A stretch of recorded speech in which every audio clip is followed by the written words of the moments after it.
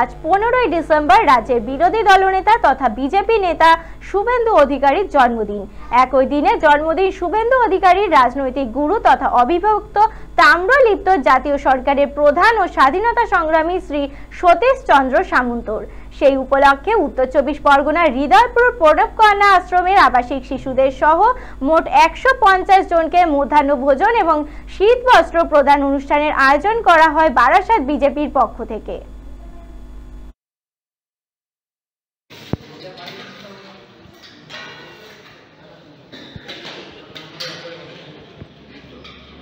আজকে আমাদের গুরুদেব, রাজনৈতিক গুরুদেব, বাংলার পট পরিবর্তনের কাণ্ডারি সম্মানীয় শুভেন্দু অধিকারীর জন্মদিন। সেই উপলক্ষে কাল রাত থেকে আমাদের কর্মসূচি চলছে।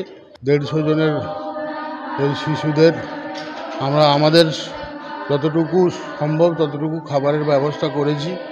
এর পরবর্তীকালে হৃদয়পুর স্টেশনেও বেশ কিছু কর্মসূচির ব্যবস্থা করা আছে।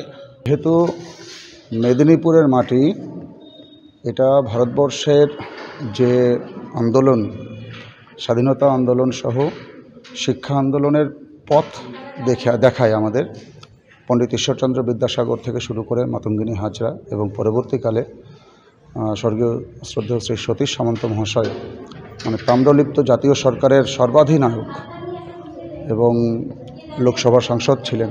তার যে কর্মকাণ্ড, তার যে নিজের জীবনকে উৎসর্গ করা দেশ এবং জাতির প্রতি, এবং তার সুযোগ্য শিষ্য মাননীয় শ্রী শুভেন্দু অধিকারী, এই দুয়েরই এক অদ্ভুত সমাবর্তন। আজকে এই দুই নক্ষত্রের আজ জন্মদিন গেছিলেন। সেই পথেই যেন আমাদের রাজনৈতিক পথপ্রদর্শক, এবং শুধু তাই নয়, আমরা আশা করব যে ভগবানের কাছে প্রার্থনা করব যে ঠাকুর যেন তাকে সেই শক্তি দেন যে আপামর বাংলাবাসী যে পরিবর্তন চাচ্ছে, সেই কাঙ্ক্ষিত পরিবর্তন যেন দাদার হাত ধরে খুব তাড়াতাড়ি বাংলায় আসে, বাংলাবাসী বাঁচে। সেই উপলক্ষেই আজকে আমরা ঈশ্বরের কাছে প্রার্থনার মাধ্যমে দাদাকে শক্তিশালী করতে চাই।